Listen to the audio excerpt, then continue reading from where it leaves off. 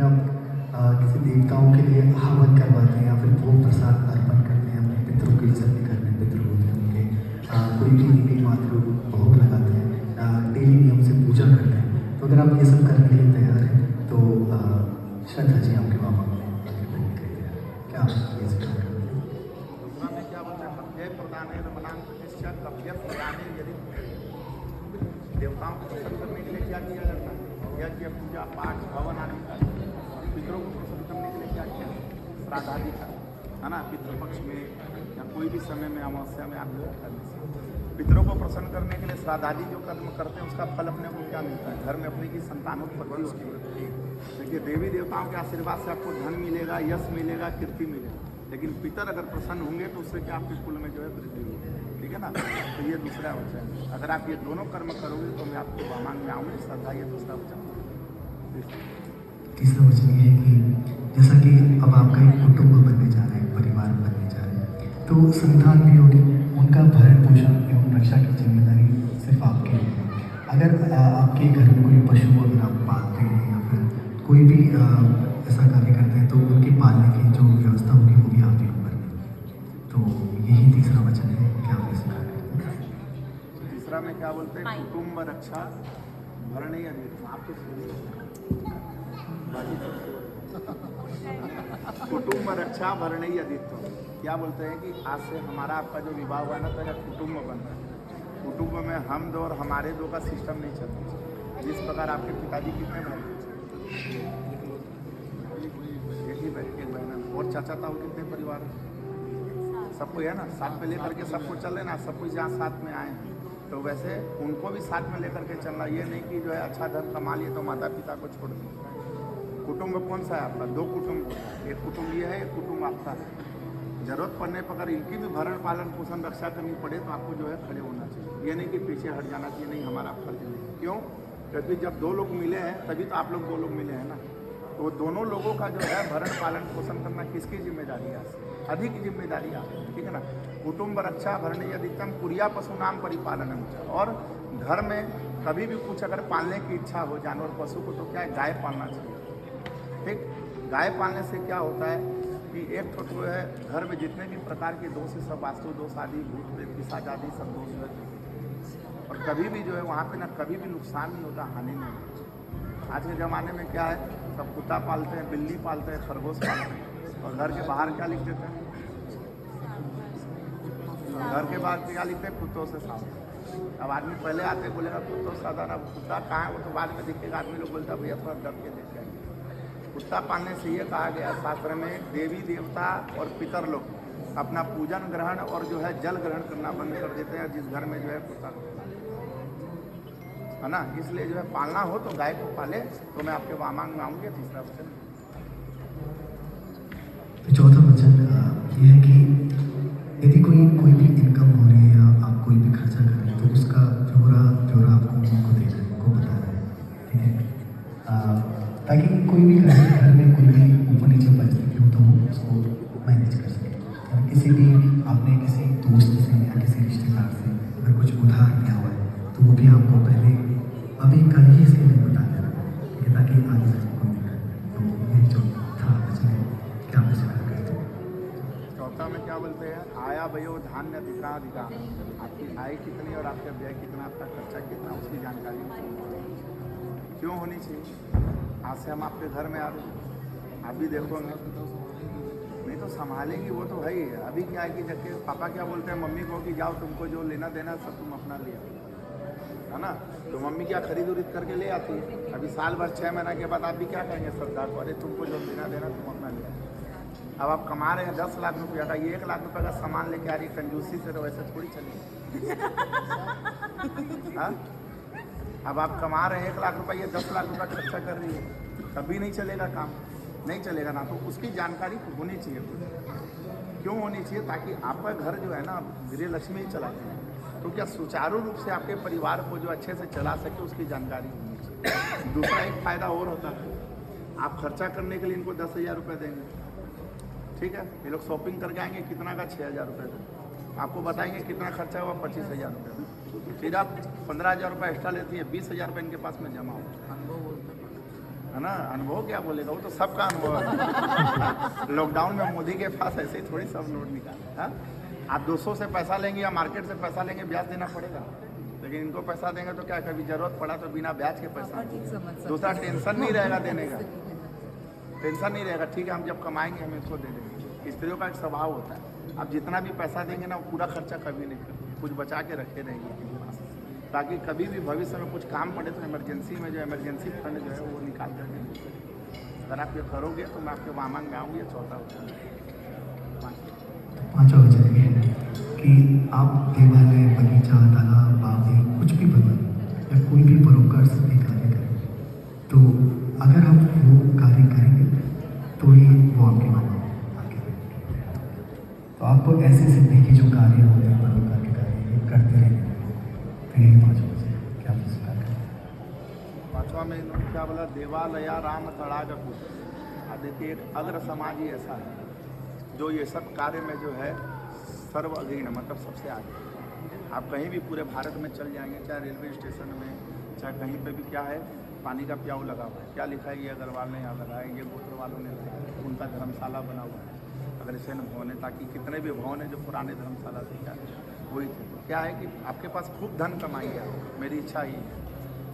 धन का जो है ना सदुपयोग करना। आप मेरी इच्छा की पूर्ति करिए, अपनी इच्छा की पूर्ति करिए, माता पिता सबकी इच्छा की पूर्ति करिए। तो उसके बाद भी अगर धन बचता है तो क्या करना, देवालय, कई मंदिर अपने बनवाइए पूर्वजों के नाम। मंदिर नया बनवाने से ज़्यादा पुण्य, अगर कहीं मंदिर टूटा फूटा है उसका जीर्णोद्धार कराना, आप उसका जीर्णोद्धार करें। देवालय राम तड़ाग ऊपर, कहीं पे प्याऊ की व्यवस्था नहीं है तो वहाँ पानी की व्यवस्था कराइए। जो गरीब व्यक्ति आपको लगता है कि ये अपनी बेटी का विवाह में कन्यादान आदि जो अच्छे से नहीं कर सकता है, उसका जो आप मदद करें। परोपकार का जो भी कार्य अगर आप करोगे तो मैं आपके वामांग में आऊँगी। कन्या जो है पाँचवा वचन।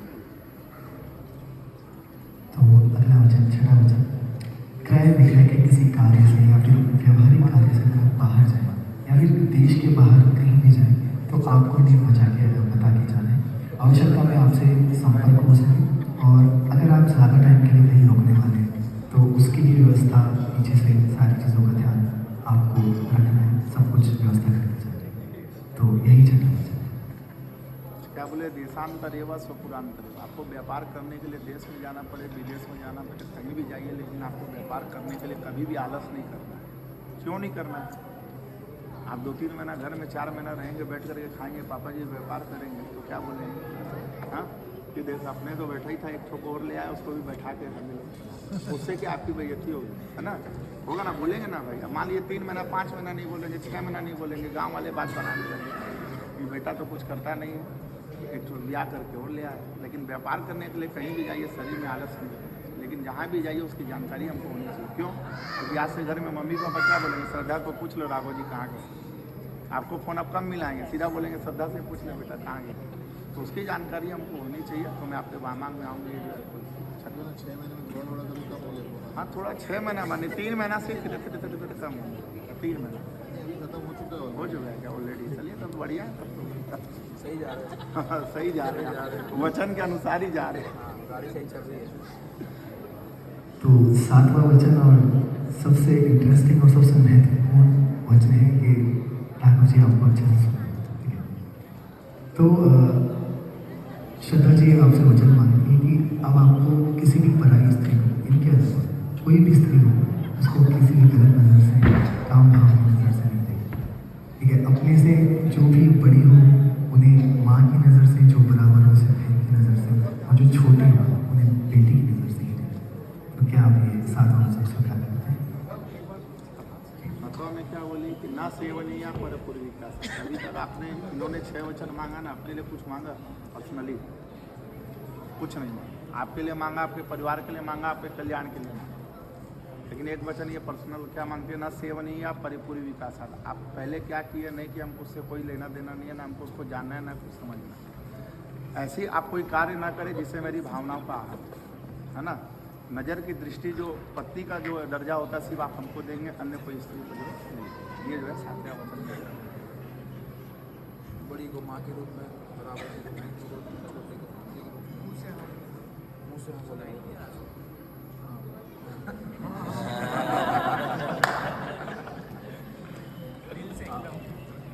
तो अब एक वचन श्रद्धा जी राघव जी भी आपसे मांगना चाहेंगे, तो ये आपको बहुत ही ध्यान से सुनना, ठीक है। एकांत में अगर किसी आप उद्यान में सोमपान करने नहीं जाओगे, दूसरों के यहाँ वृथा भ्रमण या वार्ता नहीं करोगे, मेरी अनुमति के बिना पिता के घर में नहीं जाओगे। अब यही आपका एक पहला परिवार है जिसमें आप जा रहे हैं, यही आपका पहला परिवार है। कभी भी इनकी आज्ञा का उल्लंघन नहीं करोगे, कोई मीठा वचन आप बोलते रहोगे, सदा इनके चित्त के अनुसार कार्य करोगे, सास ससुर गुरु की सेवा करोगे, सुशील स्वभाव होकर आप पतिव्रत धर्म का पालन करते हुए गृहस्थ के साथ सभी कार्य करोगे, तो आप इनके बाबा में आगे बढ़ने के लिए तैयार हैं। तो क्या आप इसे पालन करें? ये कह रहे हैं आपसे, जब तक मायके में थी स्वतंत्र आज़ाद, कहीं भी आए कहीं भी गए, अभी आप गृहस्थ जीवन प्रवेश कर रहे हैं, एक मर्यादा का जीवन शुरू हो गया है। कह रहे हैं कि उद्याने मद्यपाने पर गेहे गमनम दत्ता, किसी उद्यान में आपको अकेले नहीं जाना है, जंगल इत्यादि में अकेले नहीं जाना है। उद्याने मद्यपाने, जहाँ लोग शराब का सेवन करते हैं वहाँ कभी अकेले नहीं जाना। मद्यपाने पर गेहे, बिना बताए किसी अड़ोसी पड़ोसी के या किसी अनजान घर में आपको कभी अकेले नहीं। परपुरुषार्थी गीतम, आज के बाद परपुरुषों के साथ ज़्यादा दूर से हंसना नाचना गाना, एक मर्यादा में व्यवहार करना है। अंतर्गे स्तरितम सुख दुखानुभोगनी, ये कह रहे हैं कि मेरे घर में रहती हुई सुख दुखानुभोगनी, जीवन में सुख ही सुख नहीं आता है, जीवन में दुख भी आता है। तो आज घर में सुख का कार्यक्रम सब आनंद ले रहे हैं, जब अगला कोई सुख का कार्यक्रम होगा आप भी भरपूर आनंद लीजिएगा। लेकिन जब घर में दुख आ जाए तो आपको मेरा साथ देना है। उसमें दुख में मायके से बराबरी नहीं करनी है कि हमारे घर में ऐसा होता था वैसा होता था, ये होता, आज भी होता आगे भी होगा। आपको निभाना किसको है? सिंगल गोत्र को। आज से गर्ग गोत्र की आप अतिथि हो गई हैं, कभी यहाँ की बात वहाँ नहीं, वहाँ की बात यहाँ नहीं। सुख में भरपूर आनंद लीजिए और दुख में इनका साथ दीजिएगा। दूसरी बात है कि आदौ धर्मतरा कुटुंब सुखधाम इष्टा प्रिया भाषणी, व्यवहार कैसा होना चाहिए? धर्म के अनुसार। जो व्यवहार अपने बड़े भाई से करती हैं आदर सम्मान का, वही व्यवहार जो घर में बड़े हैं जेठ जी उनसे व्यवहार करनी है। छोटे से करती है स्नेह और प्रेम का, वही व्यवहार जो देवर छोटे घर में है उनसे व्यवहार करना है। आदौ धर्म कुटुंब सुखदा, पूरे कुटुंब में सुख देने वाली, निष्ठा प्रिया भाषणी, हमेशा मीठी बोली बोलने वाली। क्रोधालस्य निवारिका आज्ञानुगा वर्तनी, क्रोध और आलस्य का त्याग करने वाली। रहनी कैसी होनी चाहिए? जो क्रोध ना करे, आलस्य ना करे और हमेशा इनकी आज्ञा का आपको पालन करना है। माता पिता घर में है, उनकी आज्ञा का आपको पालन करना है। ये कहते हैं कि मैं आपको मांग में देने को तैयार हूँ। दोनों लोग दोनों लोग जो है ना एक दूसरे को देख करके 3 बार हाँ बोलिए। 3 बार बोलने से क्या है कि जो है वचन प्रतिबद्ध हो जाता है। एक बार बोलने से आदमी हाँ ठीक है चलो, 2 बार बोलने से, 3 बार बोलने से अपना शास्त्र बोलता है कि वो जो है वचन प्रतिबद्ध हो जाता है। नहीं 9 बार नहीं बोलना, 3 ही बार बोलना। अति सर्वत्र वर्जित हो जाता है। ये लीजिए ये लो। साथ में बोलिए दोनों लोग। मैं बोलो ना, मैं राघव मैं आपके राघव वचन को वचन को स्वीकार करता हूँ। स्वीकार करता हूँ।